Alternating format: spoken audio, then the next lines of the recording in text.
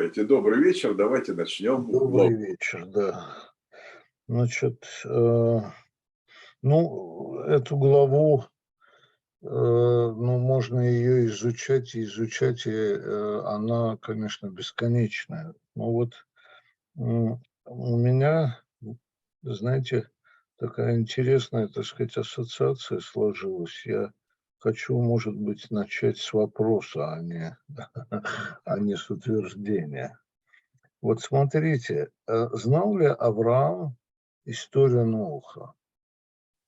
Вот понимаете, поскольку, так сказать, вот глава Нох кончается, значит, там, какие дети были, какие люди, это же одна ветвь, так сказать, да?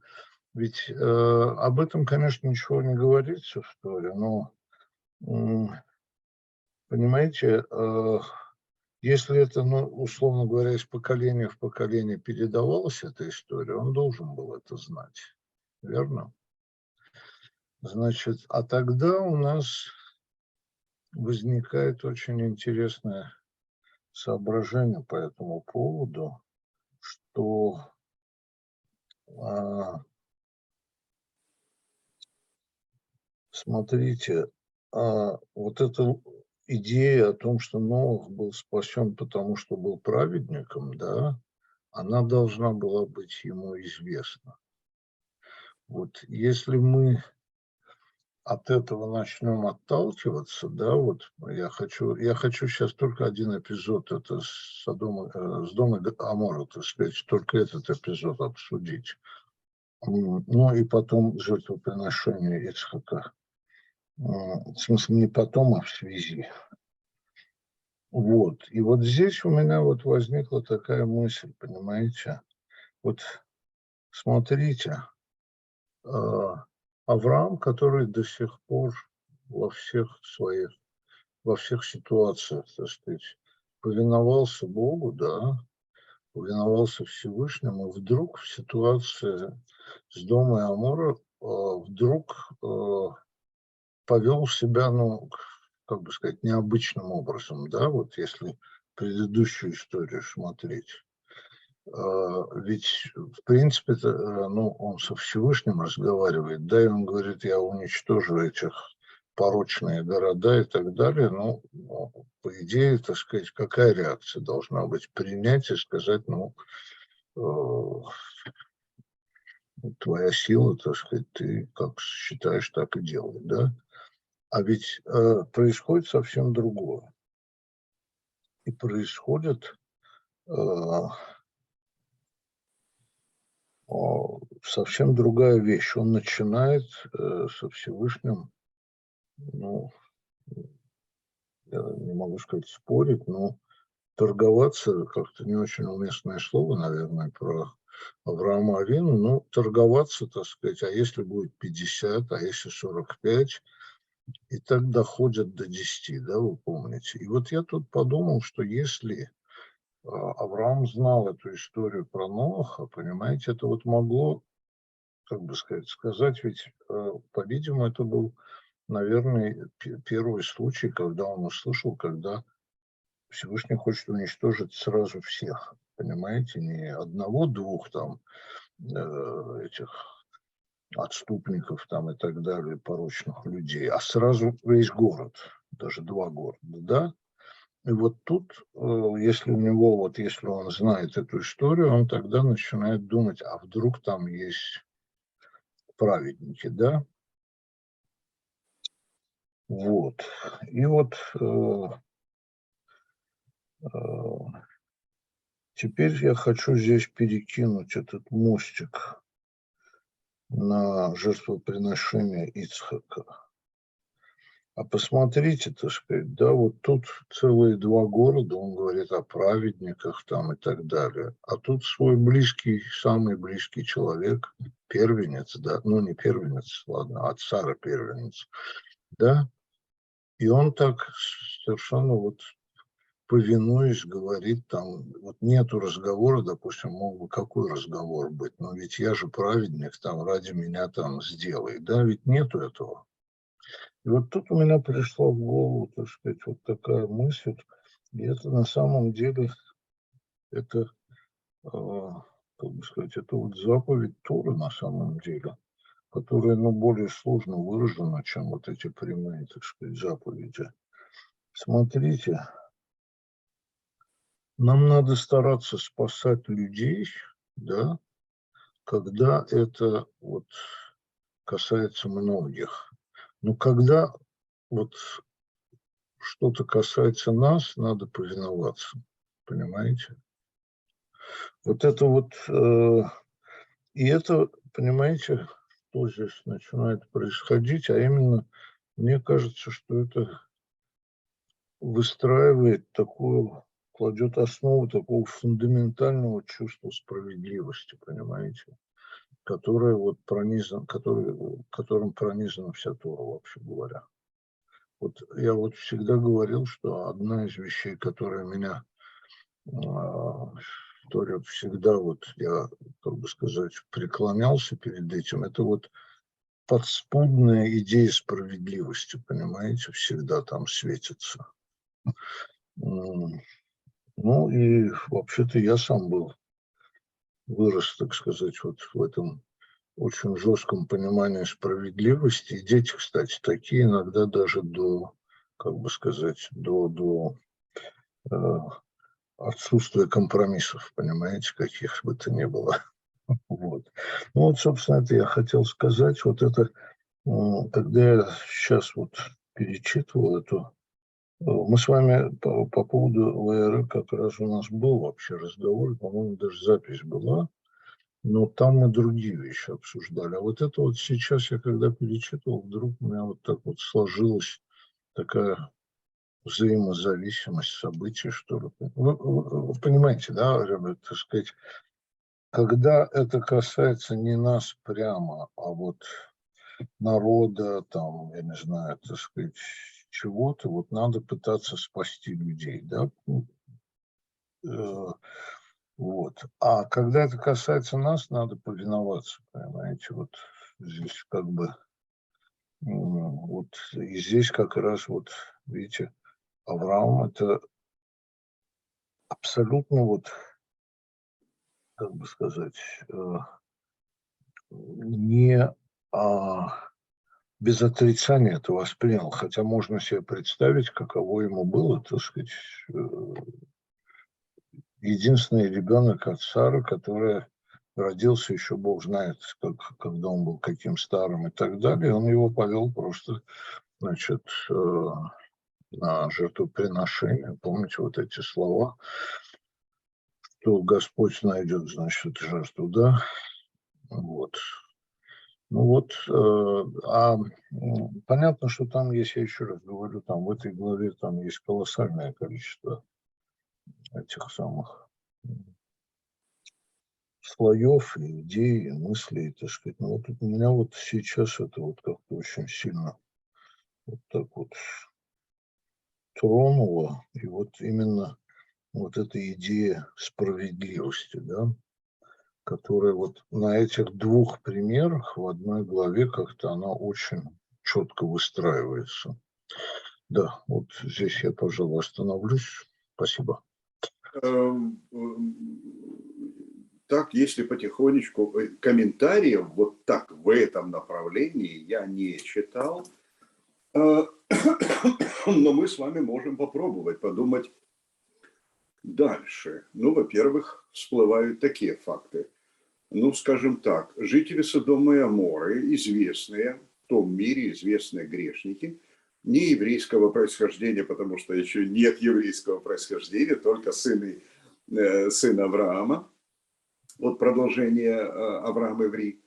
Поэтому, в общем-то, переживать о праведниках, чужих праведниках, Авраам переживает. Вот об этом и речь, что переживает о чужих праведниках. Да, о чужих праведниках. Но мы можем предположить, предположить, естественно, потому что наши мудрецы останавливаются, сам текст останавливается на 3 вопросах, а если 50 меньше и 10 в конечном итоге, дальше не идет, причем ощущение, что ангел прервал разговор, прервал. То есть все, 10 не уничтожил. Дальше прервал разговор. Но в конечном итоге, какова же цель самого, может быть, какова же цель может быть у самого Авраама? Лот, его племянник, воспитывался с ним. Лота нельзя сравнить с грешниками Содома и Аморы. Лот все-таки видел, и комментарий говорит, видел, я имею в виду, как ведет себя Авраам, как он живет. И даже если он не всегда разделял его взгляды, то, по крайней мере, он очень отличается от других людей. И спасти-то, в общем-то, Авраам, наверное, прежде всего, потому что он потом бросается в погоню за царями, не потом, а вот до этого, бросается в погоню за царями ради того, чтобы спасти Спасти именно Лота, да. Лота. Именно Лота, вот в данном случае.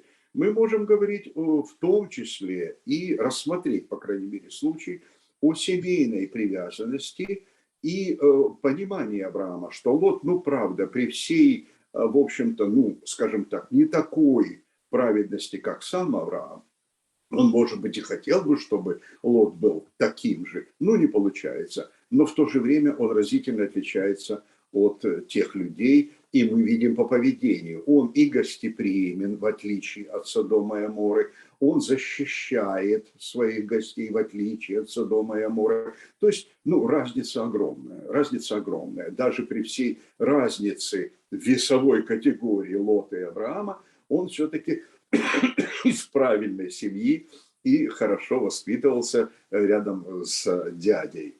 Поэтому мы можем предположить, что конечным разговором, конечной просьбой или вопросом, он же издалека начинает, было бы как раз спасение Лота. То есть вы спрашиваете, знал ли он историю Ноаха?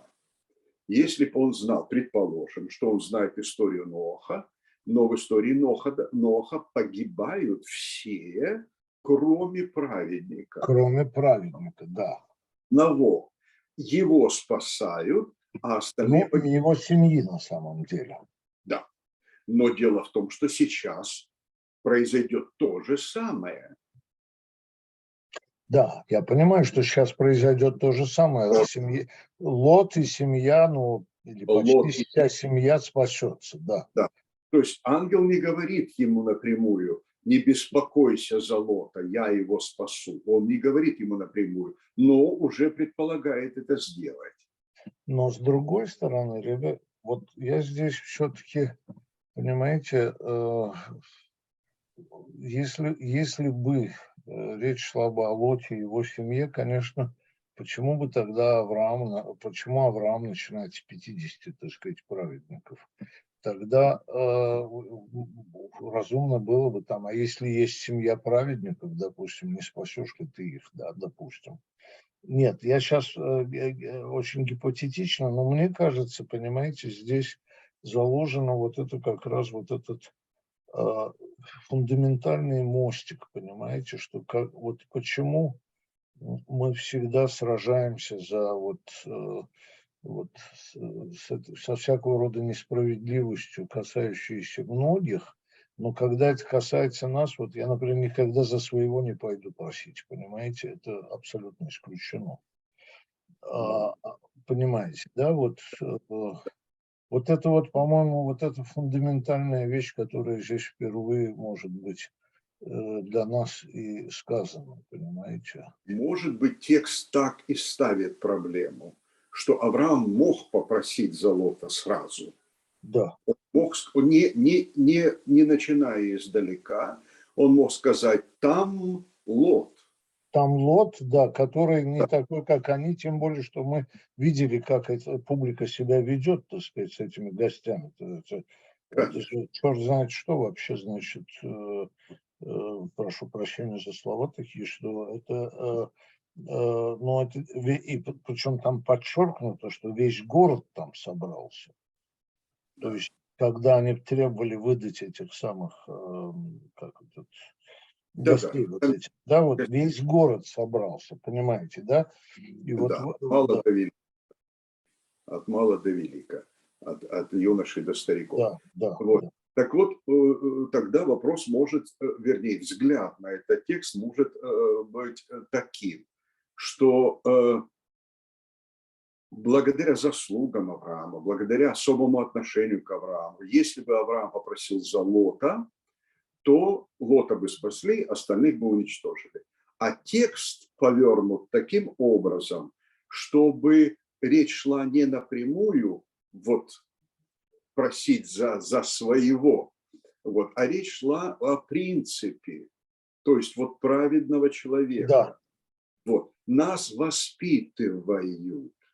Текст воспитывает нас, проси не за своего только, но за принцип. То есть, если есть люди, в том числе, так сказать, и чужие, но правильно поступающие, добрые, там еще какие-нибудь, не знаю, но люди, достойные спасения, то нас текст учит, это такой дидактический текст, он говорит, спрашивай обо всех праведных. Лот, очевидно, просто в силу того, что он видел пример Авраама, он праведный, но остальные люди могли быть интуитивно праведными или, ну, так сказать, в силу Божьего дара они могли поступать правильно и не быть такими злодеями, как все вокруг, и нас приучают как раз о них думать так же заботливо, как и о своих.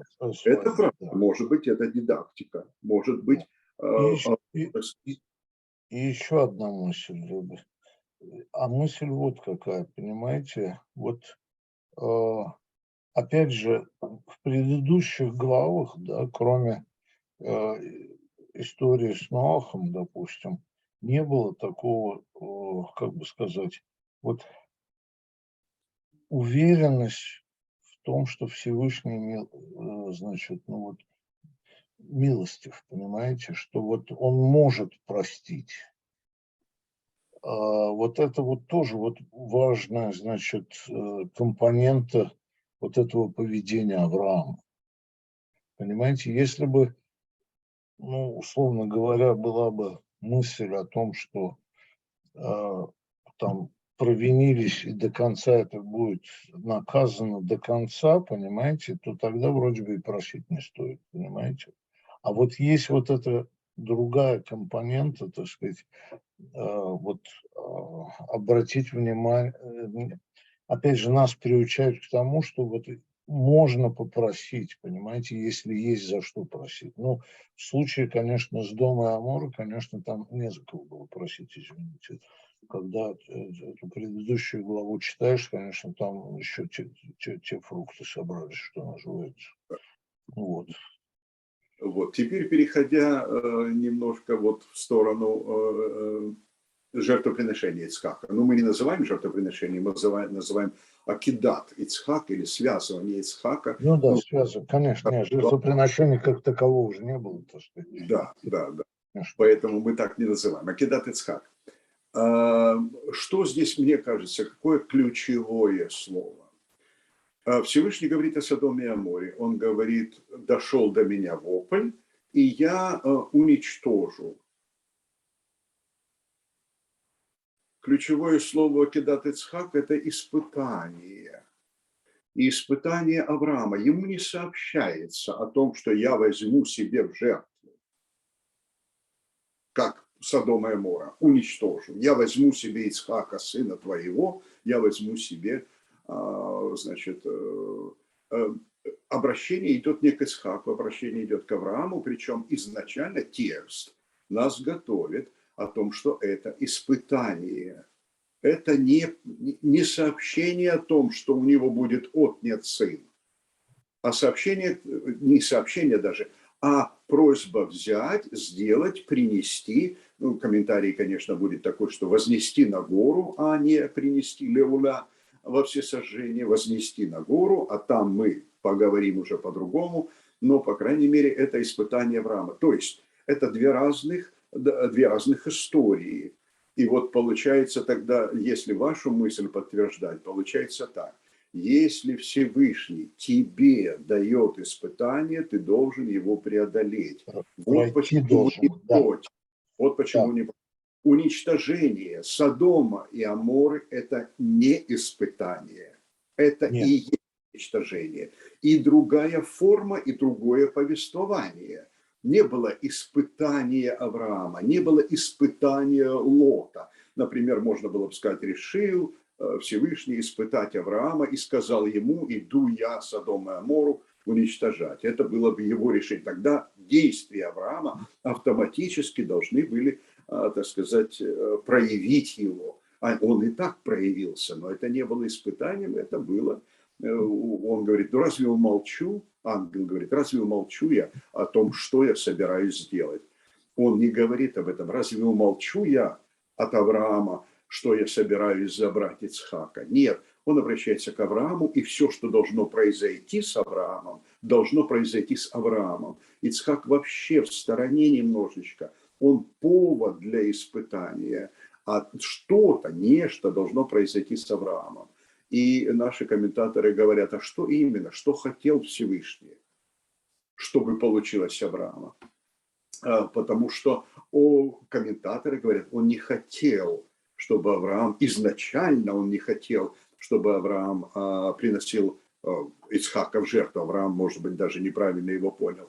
Он хотел показать Аврааму, потому что показать что? Показать, какой он на самом деле. Его, да, это то, что вот говорят, из потенциальных возможностей перевести в реальные возможности.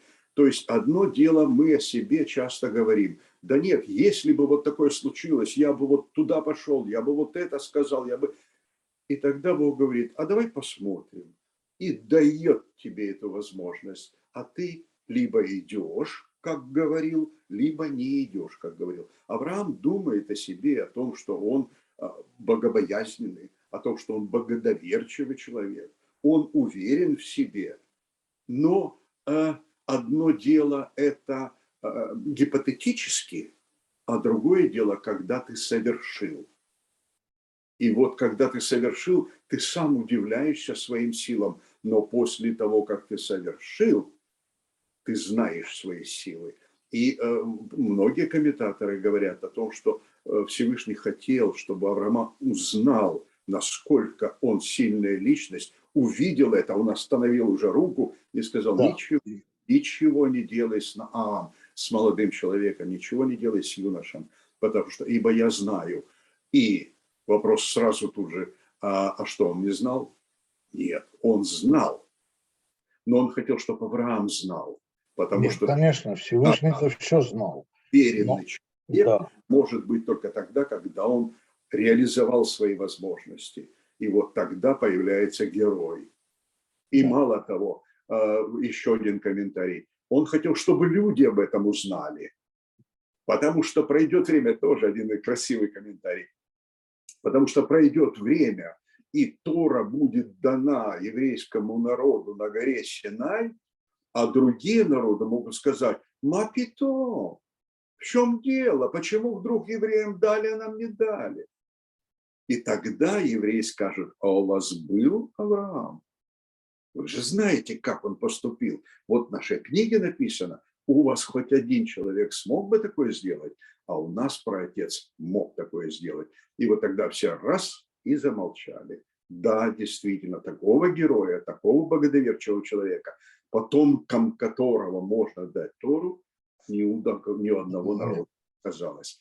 И вот из потенциального в актуальное, из потенциального в реальное, вот что такое испытание Авраама. Это дать, показать силу Авраама и ему самому, и народам, которые потом будут сомневаться.